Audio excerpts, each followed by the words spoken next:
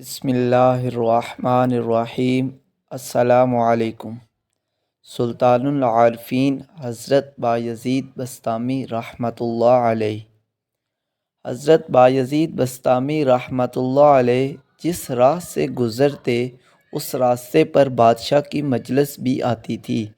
آپ رحمۃ اللہ علیہ وہاں سے جب گزرتے تو بادشاہ ان کے ادب و احترام میں کھڑا ہو جاتا اور سب وزراء بھی کھڑے ہو جاتے۔ بادشاہ و وزراء سلام کرتے، آپ رحمۃ اللہ علیہ جواب دیتے اور گزر جاتے۔ ایک دن ایسا ہوا کہ بادشاہ و وزراء آپ کے ادب میں کھڑے تھے کہ آپ رحمۃ اللہ علیہ نے اس بادشاہ کی طرف منہ کر کے تھوک دی۔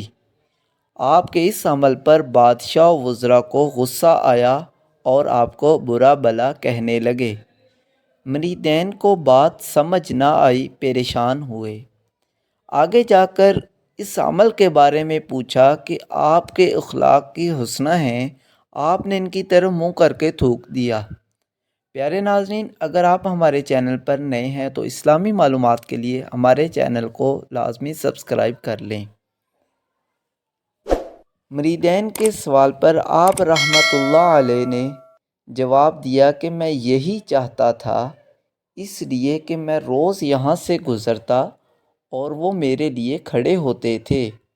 میں نفس میں جھانکتا تو ان کے کھڑے ہونے سے میرے نفس پر کوئی اثر نہ ہوتا تھا، مگر آج بادشاہ اور پورا دربار میرے ادب میں کھڑا ہوا تو میں نے دیکھا کہ میرے نفس میں تھوڑی ہلچل ہوئی ہے اور نفس کے اندر یہ خیال آیا ہے کہ بایزید، اللہ نے تجھ پر اتنا کرم کیا ہے کہ شاہان وقت بھی تیرے اکرام میں کھڑے ہوتے ہیں۔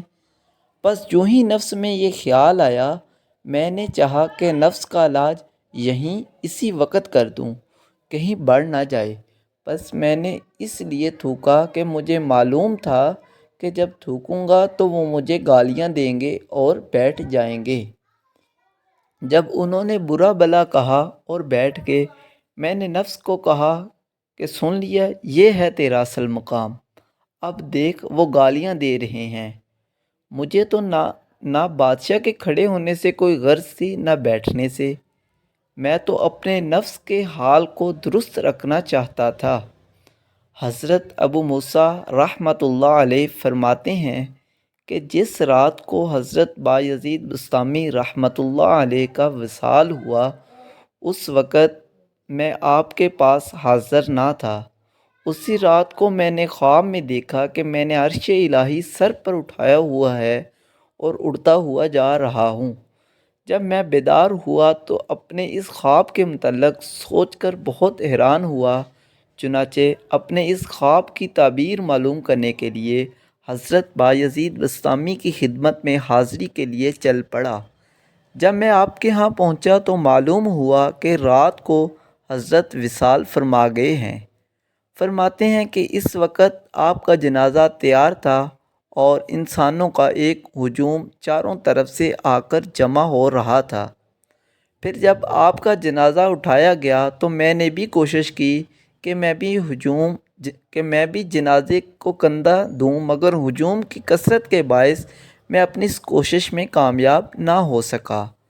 لوگوں کا ہجوم اس قدر تھا کہ میری باری ہی نہ آتی تھی کہ میں چارپائی کا پایا پکڑ کر کندھا دوں۔ یہ دیکھ کر میں بہت بے چین ہو گیا اور پھر جب مجھ سے کچھ نہ ہو سکا تو میں آپ کے جنازے کے نیچے گھس گیا اور جنازے کو اپنے سر پر اٹھا لیا۔ اس وقت تک میں اپنا خواب بھولا ہوا تھا، مگر اچانک مجھے ایک ندا سنائی دی کہ اے ابو موسیٰ، تیرے خواب کی یہی تعبیر ہے کہ تو نے عرش الہی کو اپنے سر پر اٹھایا ہوا تھا۔ اے ابو موسیٰ، وہ عرش تو یہی عاشق الہی کا جنازہ ہے۔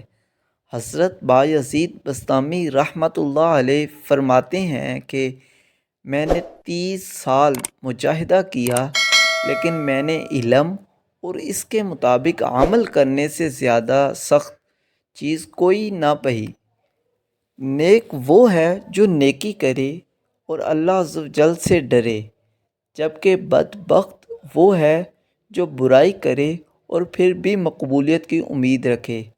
آپ کا نام نامی تیفور، والد کا نام عیسیٰ اور کنیت ابو یزید ہے۔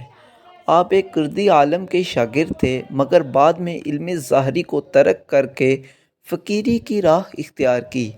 آپ کی طرف بہت سی خلاف واقع باتیں منسوب کی گئی ہیں جن کی کوئی اصل نہیں، جبکہ بعض حضرات نے ان کلمات کے ثبوت کے صورت میں اس کو حالت سکر و غلبہ پر حمل کیا ہے۔ آپ کے متعلق حضرت جنید بغدادی قدس سرہ فرمایا کرتے تھے، راہ توحید کے سالکوں کی انتہا بایزید کی ابتدا کے برابر ہے۔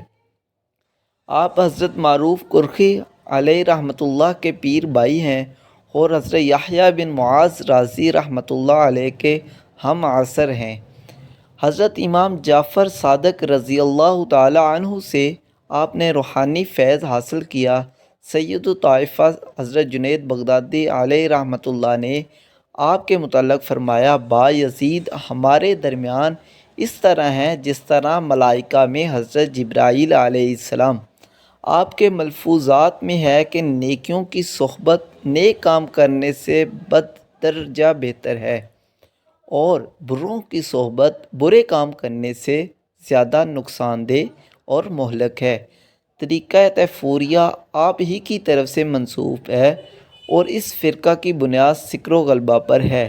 یہ لوگ ہمیشہ بنفشہ الہی میں مسرت سرشار رہتے ہیں۔